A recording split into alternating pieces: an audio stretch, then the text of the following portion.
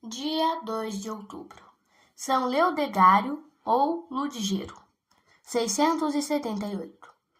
São Leodegário, santo que goza de grande veneração na França católica, nasceu em 616, sendo educado pelo tio, bispo de Poitiers, que, vendo os rápidos progressos que o jovem fazia no estudo das ciências e descobrindo-lhe uma alta compreensão das coisas divinas, conferiu-lhe as santas ordens do sacerdócio e nomeou o abade de São Magêncio. A rainha Santa Bastildes confiou-lhe a direção do filho Clotário III, e pouco tempo depois foi eleito o bispo de Autun. A eloquência, o saber e principalmente o brilho das virtudes mereceram-lhe a confiança e o amor dos diocesanos. Poucos anos eram precisos para normalizar e endireitar os negócios, um tanto confusos, da diocese e, graças à circunspecção, energia e prudência, conseguiu alevantar o estado moral do clero e do povo. O concílio de Autun, por ele convocado em 670, foi um dos meios poderosos e eficazes para realizar este fim. Regras mais preciosas e detalhadas regularizaram a vida dos religiosos, os quais foram proibidas saídas fora do convento, se essas não obedecessem à necessidade do mosteiro. Foi imposto a todos os monges a regra de São Bento, como norma de vida monástica. Morto Clotário, o sucessor, Childerico nomeou Leodegário seu conselheiro particular, posição essa invejada e cobiçada por muitos outros. Em consequência disto, surgiram muitos desgostos para o santo bispo. A situação tornou-se-lhe ainda mais crítica quando, com franqueza apostólica, apostrofou os vícios e desmandos do rei e da corte.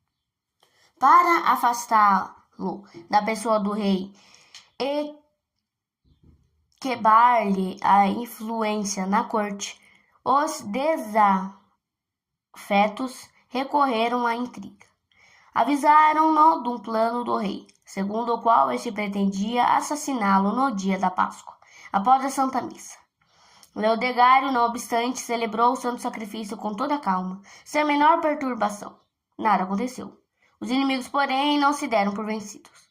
Alcançaram do rei um decreto que obrigou a Leodegário a tomar residência em Sucheui,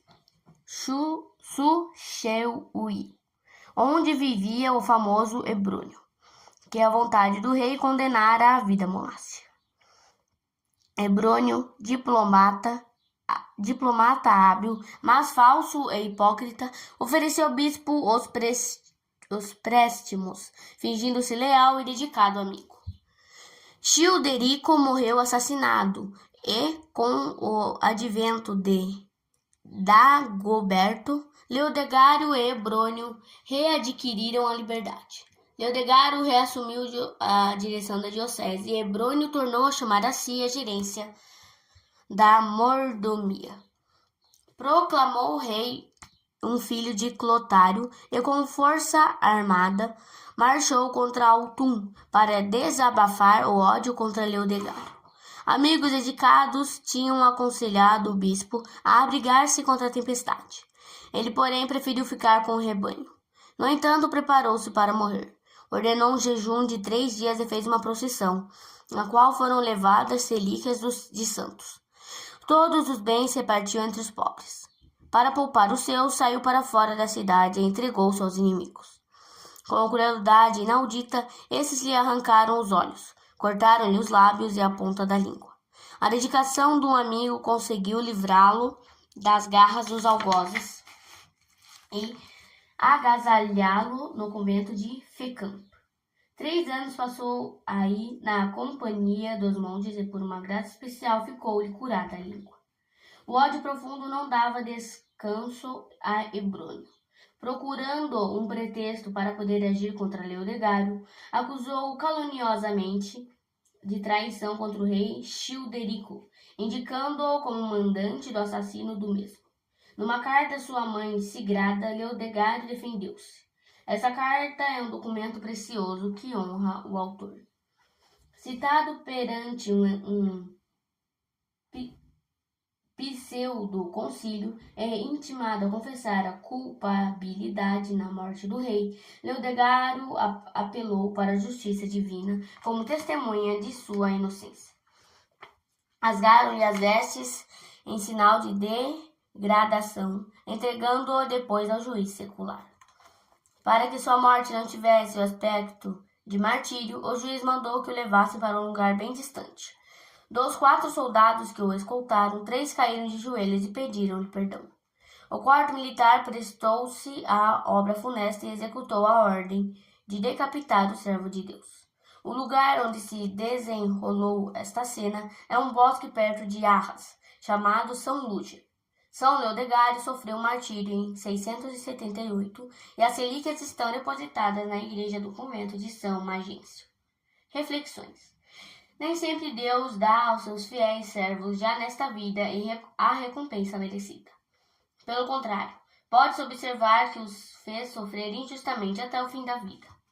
No céu receberão o galardão, que ninguém lhes poderá disputar. O que também se observa é que os maus gozam às vezes de uma aparente felicidade terrena, o que mais ainda os faz endurecer no pecado. Mas também não são raros os casos em que Deus os castiga severa e inesperadamente, não lhes dando tempo para se converterem, como aconteceu ao ímpio Hebrônio. Não nos entristeçamos com a felicidade dos maus e não murmuremos contra a nossa sorte.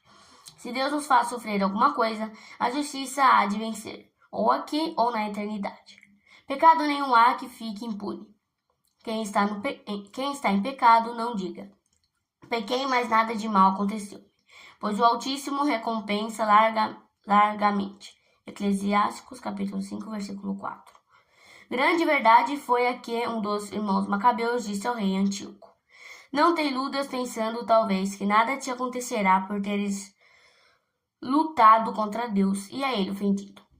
Santo Agostinho afirma: se os ímpios não têm castigo, é sinal que Deus os reservou para as penas eternas. Por isso, se pecamos sem experimentar castigo algum, bastante motivo temos de nos incomodar.